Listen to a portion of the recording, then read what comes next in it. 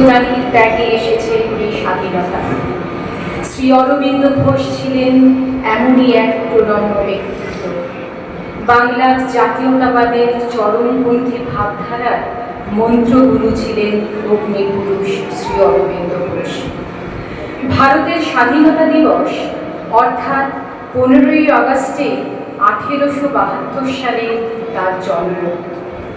পিতার অনুপ্রেরণায় তার প্রথম জীবন গড়ে ওঠে পাশ্চাত্য সংস্কৃতির ভাবধারায়। পরবর্তী সময়ে তার চিরস্বাধীন সত্তা দেশমাতৃকার পরাধীনতা দূর করবার জন্য জাতীয়তাবাদী আন্দোলনে যোগ দেওয়ার প্রেরণা অনুভব করেন। জন্ম হয় বিপ্লবী শ্রী অরবিন্দ ঘোষের।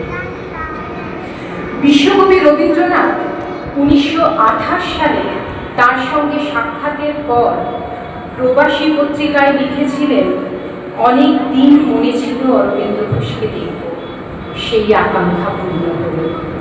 প্রথম দৃষ্টিতেই বুঝলুম ইনি আত্মাকেই সত্য করে চেয়েছেন, সত্য করে পেয়েওছেন।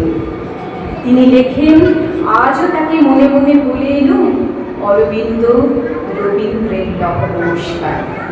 হে বন্ধু, হে দেশ বন্ধু, স্বদেশ আত্মার বাণী মূর্তি তুমি।